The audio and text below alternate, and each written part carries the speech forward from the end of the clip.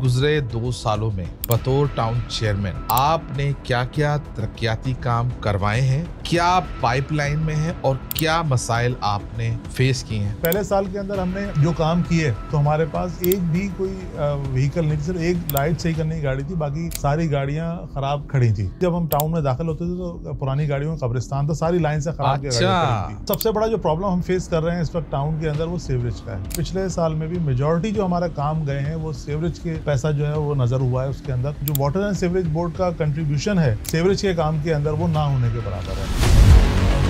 ये mayor Karachi water and sewerage board के जो है वो चेयरमैन है, तो मेयर कराची यहाँ बैठते हैं, आप उनके पास जाएं, एहतजाज करें, आप क्यों आवाम का पैसा वहाँ पे खर्च कर रहे हैं? पैसे उन्होंने खर्च कर रहे हैं। छोटे छोटे काम के लिए 4-4 बार जाते हैं हम लोग। अच्छा। और बाज़ कामों को 1 साल से अप्रूवल हुआ है लेकिन वो काम जो है वो आगे बढ़ते ही नहीं है, ना काम होते हैं, कहते नहीं पैसे नहीं। इसमें 18 से 20 करोड़ रुपया टाउन ने अपना सीवरेज के अंदर लगाया है। बड़े बड़े जो डिस्पोजल जो सीवरेज के हैं वो चौक पड़े हुए थे, उनको हमने सही किया है।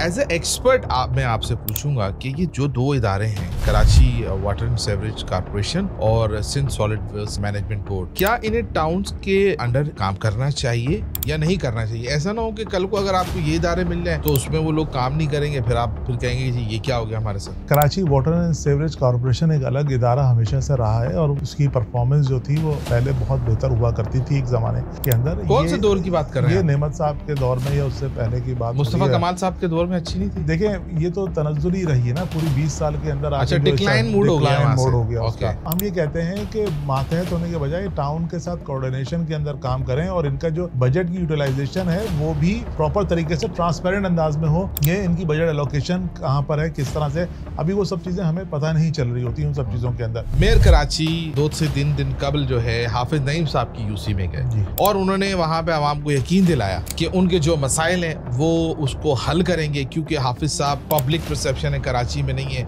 उन्होंने अपनी यूसी के लोगों को भी ऐसे छोड़ दिया। मतलब एक यूसी का जो चेयरमैन है वो शहर में ही नहीं है, वो यूसी कैसे चल रही है जरा समझाएं मुझे। एक यूनियन काउंसिल हमारे पास है जो पीपल्स पार्टी जीती है। हर साल की एनुअल डेवलपमेंट प्रोग्राम के अंदर उस यूनियन काउंसिल के लिए 16 करोड़ रुपए के तरक्याती काम होते हैं। बाकी नॉर्थ अहमदाबाद किसी यूनियन काउंसिल में जी 16 करोड़ रुपए जी 16 करोड़ रुपए का काम है और बाकी किसी एक यूनियन काउंसिल के अंदर 1 रुपए का काम नहीं करवाया जाता। इसलिए तो मैं कह रहा हूँ वो बी ब्लॉक में जो अगर बैठ के वहाँ पे ब्लॉक में वादे करे गए एनुअल डेवलपमेंट प्रोग्राम के अंदर तो उस यूनियन काउंसिल के लिए 1 रुपया भी नहीं है, तो कहां से करवाएंगे काम वहां पर? वो कहां से पेरिस बनाएंगे उसको? वो ये एक शादमान नाला है, ये आपकी जिम्मेदारी है या मेयर की जिम्मेदारी? ये देखिए बड़े नाले सारे केएमसी की और मेयर की जिम्मेदारी है। उसके अंदर एक पानी की लाइन गुजर रही है, जो कचरा आता है नाले में बह के उसको कचरे को रोकती है पूरा वहाँ पे। वो थोड़े दिनों बाद वो कचरा पूरी 10 फीट छत तक जमा हो जाता है और उसकी वजह से वो नाला दोबारा से जो है ना चौक हो जाता है। अब इस साल के फाइनेंशियल ईयर के अंदर वो स्कीम अप्रूव हुई है सड़क के साथ और उसके ऊपर इस साल फाइनेंशियल ईयर में उसका टेंडर होगा और उसका काम होगा। उसके बाद हमें उम्मीद है कि वो सही तरह से कुछ काम करे, लेकिन वो लाइन का मसला जब तक वहां से हल नहीं होगा तो वो जब तक नाला सही तरह काम नहीं करेगा।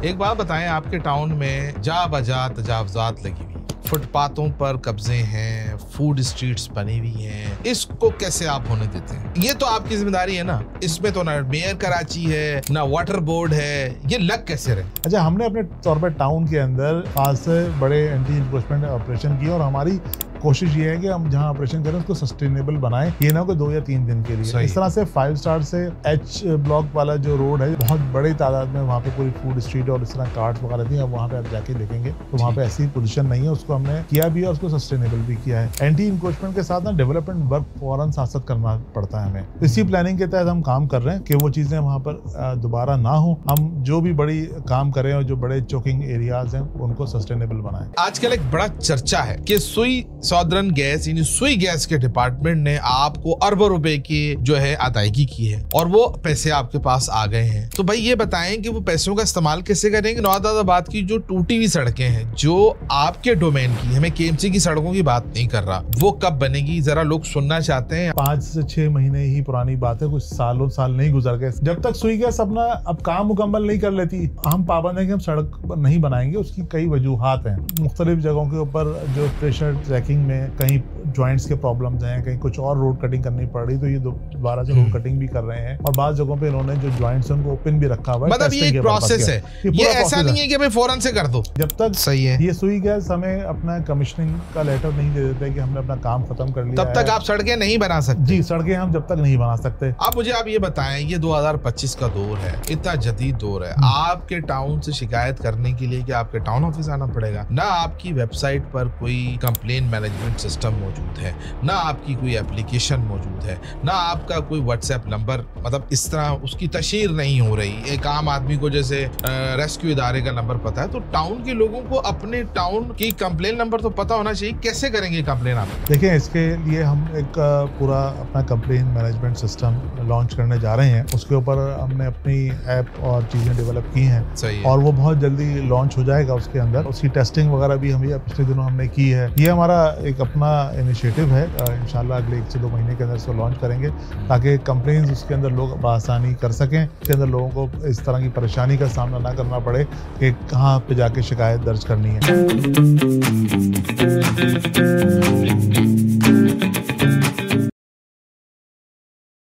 बिस्मिल्लाहिर्रहमानिर्रहीम, अस्सलाम वालेकुम। आप KNN पॉडकास्ट देख रहे हैं। मैं नवाजिश अली हूँ और कराची के बारे में एक जो नई हमने सीरीज शुरू की है, यानी टाउन चेयरमैन हाजिर हो, उस सीरीज़ के एक और एपिसोड के साथ आज आपके सामने मौजूद हैं।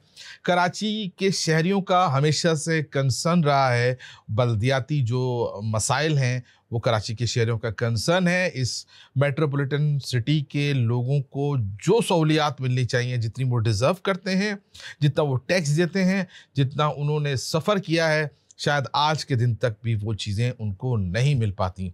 लेकिन क्या इसकी वजह सिर्फ ये निज़ाम है या इसकी वजह वो लोग भी हैं जो शहर में रहते हैं?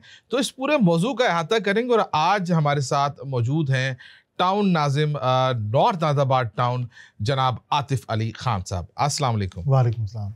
बहुत शुक्रिया, आपने हमें वक्त दिया। जी बिल्कुल। सबसे पहले तो ये फरमाइएगा कि आप एक ऐसे ऑर्डर के बाद टाउन नाजिम बने हैं, चेयरमैन बने हैं, यानी कि ये सुप्रीम कोर्ट का ऑर्डर था कि भाई कराची वालों को लोकल गवर्नमेंट का भी निज़ाम मिलना चाहिए। और उसके बाद इलेक्शन हुए और आपने उसमें कंटेस्ट किया, आपकी जमात ने भी, और आप इलेक्शन जीतकर बतौर टाउन चेयरमैन आए हैं। अब तक इन गुज़रे 2 सालों में बतौर टाउन चेयरमैन आपने क्या क्या तरक्याती काम करवाए हैं, क्या पाइपलाइन में है और क्या मसाइल आपने फेस किए हैं, थोड़ा सा बताइएगा। जी, बिस्मिल्लाहिर्रहमानिर्रहीम। एक तो बिल्कुल सही कहा आपने कि खासी बड़ी स्ट्रगल थी इन बल्दियाती इंतखाबात को करवाना भी, और वो बल्दियाती इंतखाबात हुए और उसके भी 6 महीने के बाद फिर दूसरे मरहले के इंतखाबात हुए, जिसके अंदर टाउन चेयरमैन मुंतखब हुए। अच्छा, उसमें हुआ ये कि जब हम टाउन चेयरमैन मुंतखब होकर आए तो फ़ौरन ही उसके बाद जो है वो एक ट्रांजिशन पीरियड था।